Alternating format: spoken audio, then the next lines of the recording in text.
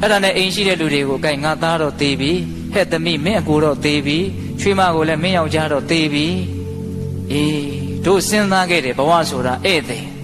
အခုအဲ့ဒီဧည့်သည်ကအရင်လက်ဥစွာဒီဇဲဘောကဆင်းသွားပြီတို့ကိုနှုတ်တောင်ဆက်မသွားဘူးအဲ့ဒါနဲ့အိမ်ရှိလူကုန်ပန်းနန္ဒာလက်ဆွဲပြီးတော့လေတော်ကိုလိုက်တယ်ဟိုရောက်တော့ထင်တဲ့အတိုင်းပဲအဲ့ဒီမှာသားအလောင်းကိုစေသေးကြည်တမိသားစုလုံးမျက်ရည်တစ်ပေါင်းမှမကျဘူးစောစည်းစွာကြိုတင်ပြီးတော့သိမြင်ထားတဲ့အသိဉာဏ်တွေရဲ့ခွန်အားပေါ့နော်အေးမျက်ရည်မကျဘူးအဲ့ဒါကိုစုပုံပြီးတော့ထင်းကြောက်ကလေးတွေပါလေးတွေစုပြီးတော့သားအလောင်းကိုနေချင်းပြီးမီးရှို့တယ်တကြိုတယ်ဘေးမှာဘယ်ပိဋကမှာဖိတ်တယ်လို့လည်းမပါဘူးဟုတ်လားသာသနာ့ဘဆိုတော့ဘုန်းကြီးလည်းရှိဟန်မတူပါဘူးဘုန်းကြီးပင့်တယ်လို့လည်းမပါဘူးလေတော်ထဲမှာဒီတိုင်းသေးလို့ဒီတိုင်းပဲရှို့ပလိုက်တာပဲဒါပေမဲ့သူတို့ရဲ့စိတ်တန်တာမှာကုသိုလ်ဆိုတာကတော့ဖြစ်နေတယ်ကုသိုလ်ဆိုတာစိတ်ထဲမှာကောင်းတဲ့သဘောဖြစ်တာတဘာဝကျတဲ့သဘောဖြစ်တာကုသိုလ်ခေါ်တာမဟုတ်လားအေးသူတို့ရဲ့စိတ်ထဲမှာတော့အင်မတန်လေးနေတဲ့ကုသိုလ်တွေကတော့ဖြစ်နေတာ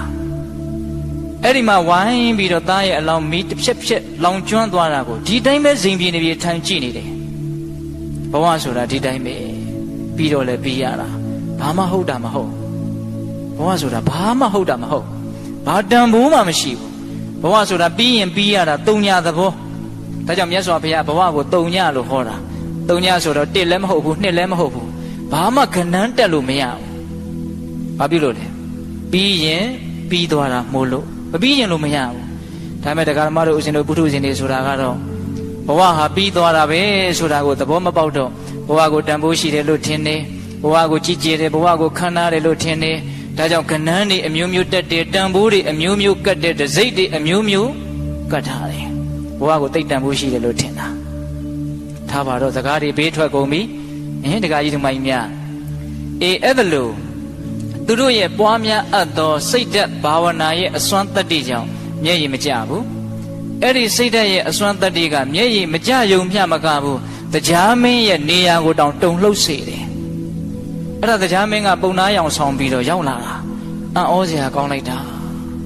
သားအရင်ခောက်ခောက်သေးတာကိုတရားမှမငို့ဘူးအဲ့ဒါနဲ့မသိချင်အောင်ဆောင်ပြီးတော့အဲ့ဒီပုံနာဧည့်သည်ရောင်ဆောင်ထားတဲ့ပုံနာကမေးတာဟေး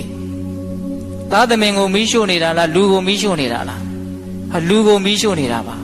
အံ့ဩတယ်လူဆိုရင်ဒါသင်တို့ရဲ့ရန်သူပဲဖြစ်မယ်တဲ့